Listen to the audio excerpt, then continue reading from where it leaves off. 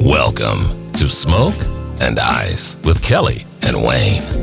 This is the podcast where you're not only informed, but entertained.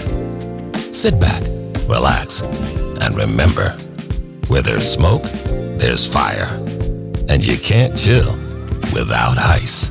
Now, here are your hosts, Kelly Allen and Wayne McCullers. Welcome to Smoke and Ice. I'm Kelly Allen.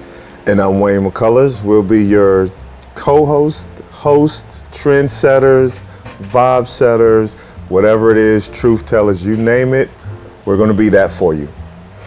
Listen, before we go deep, I must set the tone. What we're sipping on today is Woodford Reserve Bourbon, and it is good. All right, well, let's have a taste. Have a taste. All right. Should I pour you first? Oh, thank you, ma'am. I appreciate it. All right. Now, I know some of you are purists and like yours, neat, but we like ours on the rocks. Mm-hmm. Hence, Smoke and Ice. Yes. And I made a little mess. Let's get that. All right. Here's a toast. Smoke and Ice. Smoke and Ice. All right. Yeah, now, that's I like good. That right there. Now, one thing I like about Woodford is you can taste caramel and vanilla on the front end of your drink, but on that back end, it still has that nice, slow Kentucky burn. So if you drink bourbon, you definitely know what I'm talking about. Yes, it is a bourbon that speaks all on its own. It's got richness, boldness, and it's almost like jazz in a glass. Yeah, I mean, hey, speaking of jazz, you know how when jazz, you have to pair the right musicians? Well, we've paired the right cigar with this bourbon. Oh, yes. It is none other than Java by Drew Estates. It's got chocolatey coffee infusions with that Nicaraguan tobacco base. Right. It's like pure luxury. Right, yeah. One thing I do like about the cigar, besides the fact that my uncle introduced me to it, is that it has a smooth, earthy taste to it. It's very mellow. I mean, one of my favorites. No matter what flavor I have gotten from Java, it has always been consistent with flavor, smoothness, and just a rich taste. Yeah, I agree. And it pairs perfectly with the Woodford Reserve. It's got that nice warmth of the bourbon, plus the little dessert-like from the cigar. I like that. I like that. Dessert-like. Yeah. I got you. And it goes perfect. For sure. Okay. No other way. It's grown folk stuff. Well, I mean, hey, for grown folk stuff, if you got your cigars and you got your bourbon, why don't you just light up, sip, come join us. Now, don't get drunk. You can't watch the rest of the show, but have some good sips and come join us. All right. Well, now that we taken our sip and, we're smoking our cigars, let's get some introductions going on here. So, first introduction, my co-host. This is the smooth one over here. Kelly Allen.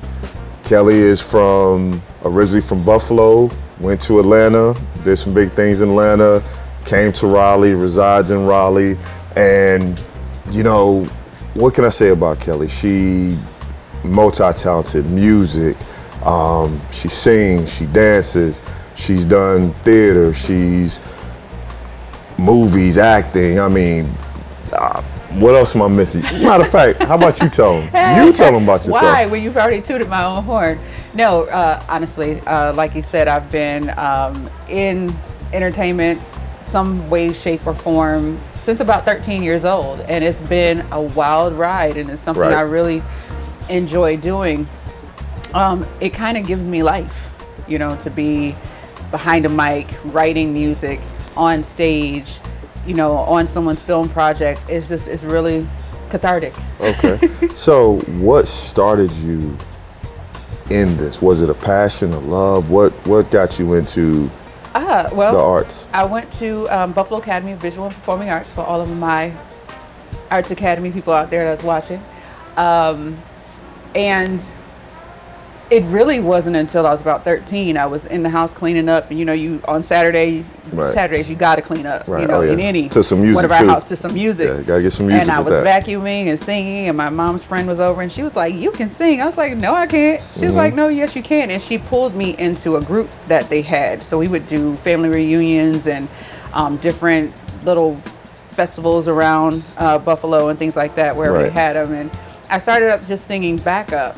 And then one day we had a family reunion to sing at, and they gave me Dionne Warwick, Walk On By. And that was the first time I ever sung out in public lead. And I was shaking like a leaf. You had to sing that at what, 13? I was about 13. 13 when you sung that? Okay, hey, better you than me. That's all I can say. Yeah. But I guess, you always are your worst critic, but as time goes on, you get better and you do better things. So yeah. You just said something that I think a lot of people they need to realize is that you are your own worst critic. Yes. That's something a lot of people don't realize because, being your own critic, no matter if people tell you how good it is and you're your own critic, you always strive to do it better. Right. So, yeah, that's amazing. And I think that's growth. I think that's growth. But you know what? Enough about me, y'all. I'm not going to keep talking about me all day. We're going to get into the fire, which is none other than Wayne McCullers Smoke. Guys, this man is unfiltered, unapologetically always going to give it to you straight. Always. Well, I appreciate that. Yeah, thank you. Look, you ain't got to appreciate it. He's straight out of Connecticut, came into Raleigh, IT by day. But this podcast right here is where you're going to see the true colors, the true authentic person, Smoke, y'all. Give it up for Smoke. Yeah, whatever. Tell me a little bit more about Smoke. Well, basically, like you said, born in, Connecticut, still have a great presence with family there. I've lived in the Raleigh-Garner area, for a while, grew up here. Basically, just a kid off the street, worked his way up. I mean, that's most people's story, nothing interesting about it. Just worked my way up to finally get to where I'm at now. Work with youth, believe giving back. One of my passions is helping, homeless men, because there's not many resources for homeless men. And, that's pretty much it. I do like the, I'm sorry. No. And I just have to stop right there. And I don't mean to cut you off. I promise I don't. Because that's not what we're going to do here. We're not going to talk over each other. But I've seen your ministry, if you want to call it that, with helping men. And this man will give the coat off his back in the dead of winter to someone who is less fortunate and needs it. And I really, really appreciate that about you. What other things do you do as far as that? I think you do work a lot with the men's shelter. Correct. Just talking to the brothers, I feel I need to do more, but, just talk to the brothers if, helping any way I can. Sometimes I've learned it's not even about giving. Sometimes, I'll just pull up, or one of my brothers will pull up to the homeless shelter and just start chatting and talking with the guys, and you won't believe how just being real and honest. We all know we're in situations and struggles, and sometimes these guys just need people to listen. Mm-hmm. And so as we talk, they say what they gotta say. Hey, sometimes it's not for me to give advice. If you ask me, I'll give it to you. Sometimes it's just an ear. And so I've seen that change, or help so many people. So, that's really what I'm about. And, I like to tell the truth, especially when you ask my opinion. Yeah. Yes, definitely. So. The truth teller. He's not going to sugarcoat anything when it comes to something that you ask him. So if you don't want to know, don't ask. Now, I might have to be careful with that here on this show. So enough about us. Let's get down to a deeper dive about us and what we're trying to do. A lot of you may be asking, why Smoke and Ice? What is it about the message that we're trying to bring or what we're trying to do. And to be honest, we don't want to be like any other podcast. We don't want to do sound bites and just talk about just anything. If it is important to you, it is important to us, and vice versa. And we hope you feel the same. But what do you think? I think with this podcast, we want to talk about real stuff. There's so many conversations that just happen behind the scene over bourbon, cigars, or whatever your drink of choice is, that you can get with somebody and you can talk about it, and y'all can talk for hours and hours and hours based on, obviously based on opinions, some based on facts, but just keeping it honest. Right, and that's kind of why we that's the birth of this for us, is because we always had deep conversations over bourbon and cigars, and we would talk for hours. And what better way than to bring you into our conversation and include you along with it, and then we all grow together. There's nothing like empty conversation. You should be able to have fun, laugh, heal, grow, everything in any conversation. What else can I say to that? I mean, hey, what more can I say? Okay. Well, let's get a little deeper. Okay. Into it. What makes you so raw in your conversation? I'm gonna say raw is a strong word. It's a good word, but for me, a strong word because I got a laid back approach. Okay. But just being, honest, thinking of it from every angle and just trying to give the truth the best that I can. No sugarcoat, no nothing, but there's always an approach with certain people. Mm-hmm. That's one thing I learned about conversating with people. Every approach isn't correct for everybody. Mm-hmm. You can't tell kids the same thing you tell adults, so you got to bring it down to where kids understand it. So just being able to have dialogue and be honest with somebody to a point where they can understand it, if they ask my opinion, that is, I think that's very, very important. Mm-hmm. Oh yeah, I agree. And we'll definitely be fun. And some of these topics may sting a little bit, but we're not going to run from them. We're still going to do them. And that's just how it's going to work. And going forward, hey, listen, we try to keep up with the latest things going on, things in life, business, whatever have you, music, especially music. Oh, music is a big thing. But, if you got, topic of conversation, drop it down in the suggestions, drop it in the comments, maybe we can get to it and talk about it. All right. So what we're not trying to do is become famous. We want every moment to be intriguing, every episode to be community, sense of community. And since we're talking about a sense of community, let's go on ahead and talk about these relationship coaches. Do you believe in them? Or do you feel like, what's your take on relationship coaches? Take a sip on that. Matter of fact, 2 sips. For me, that's a tricky question. I think some are healthy and I think some are not. Right. Long story short. Yeah, and I get it. Some of them sell doom and gloom and and how you're not doing things right. And then some actually try to empower you. So I get it. Mm-hmm. People they go off of feeling, how you make me feel. If you make me feel good, then I'm going to invest in you to help me. But do you see that as a gimmick or do you see that as an enhancement? I see that as a gimmick. If you're selling something to somebody just to make them feel good, and after you feel good, the situation is still there. I got money off of you. I made you feel good, but you're still in the same situation. So those type, they're not for me. Okay. What about you? I'm able to read people and I'm able to read between the lines. So I know when someone is being genuine and when someone is just out trying to sell something.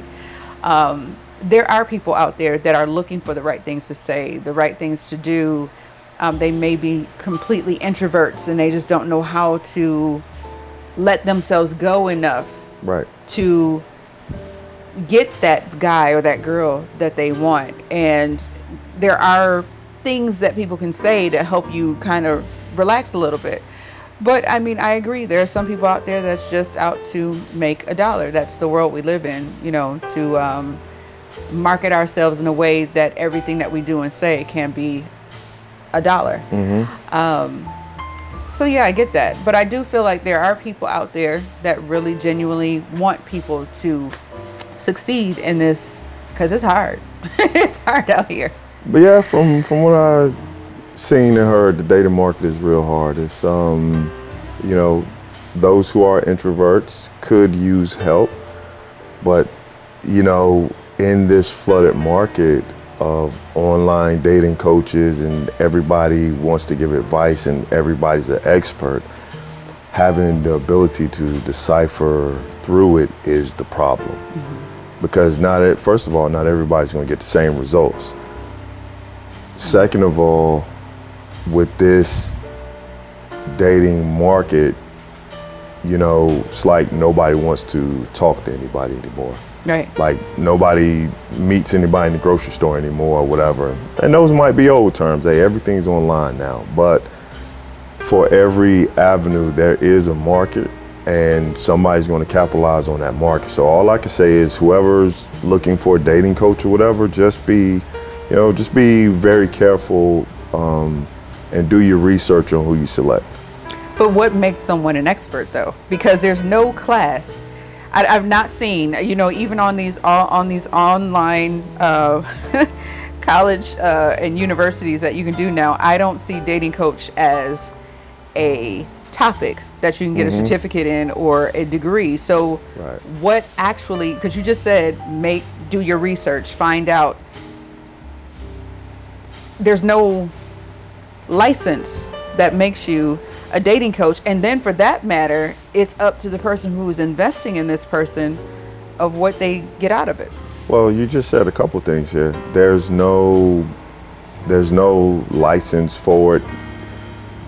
Anybody can give opinions. I mean, we're talking now giving our opinion. True. So, just because I've had some life experiences doesn't make me a expert in anything. I just give you my life experiences.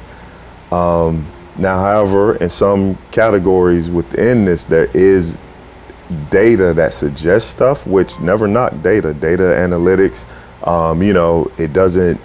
It can prove certain aspects on things. But when I say do your research on the individual, is the individual actually living what they're saying? Is the individual actually in that lane that they're promoting? Is the individual actually, having success rate? And what does that look like? The success means, like, if I'm listening to a male dating coach and, dating coach, sleep with as many women as you can, this and that, this and that, this and that. Well, are you able to do that because you have money? Does that lead you to being able to sleep with as many women because you have money, or you? Well, that's horrible if we're talking about dating coaches. We don't want somebody telling somebody to go out and be with a bunch of people. Well, I'm just saying, there's no way of determining how, because we live in a society, and this has been since the early 2000s, where people will put their best foot forward for social media. You only see Right. the good stuff. Right. You don't hear about any of the bad, and you can easily hype up your own comments page with dummy accounts. And I'm not saying that that's what people are doing. I'm really not. But I'm just trying to state that there's no real way of vetting anybody that says that they're that way. We do it all day. We put up the great stuff, the happy stuff, the fluff, the woo woo woo stuff. Right. And no one sees the stuff that happens behind closed doors. So I can sit all day and tell you what you should be doing and how you should approach a person and the things that you do, and all of the textbook stuff that we've created throughout the life of looking at our grandparents, our parents, and if they were role models for us, we can give that information. But that doesn't mean that we're living it in the background. We're just showing it and we're portraying this, and our lives can be hell, behind closed doors. So how you say do your research, but how does one do research? And that's almost maybe rhetorical, because I don't know if you can really actually answer that. But I mean, your research, if somebody's telling you to, simple, I hark back to this for me, only for me.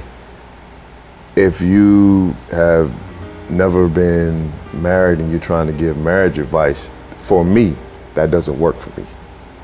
That does not work for me. You've never been there, you never done that.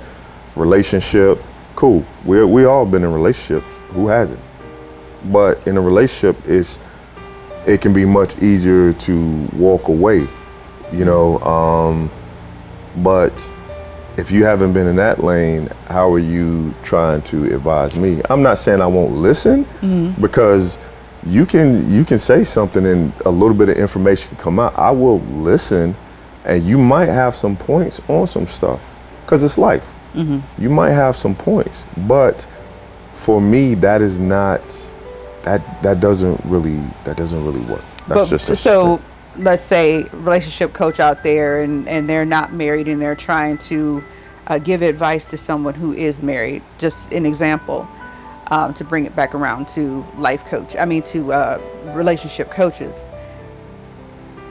There's no difference between a relationship and a marriage except for a legal document. Now, granted, it is much easier for someone who is not married to walk away because there's no legal thing tied to it. But again, it's the legal document that only separates it, and there shouldn't be a change in a relationship to a marriage. Now, we make changes. People make changes because they get lazy, but that doesn't separate someone's knowledge, I think. And I've been married, so it's not that I'm trying to side with, or I've always only been single ever in life. I'm saying that from the transition from dating and relationship and then making it legal, it's a lateral move. It's not an upward bound. You don't get an increase because you got married. It's a lateral move. You just made it legal to where the government, the city, the state that you live in acknowledges your relationship.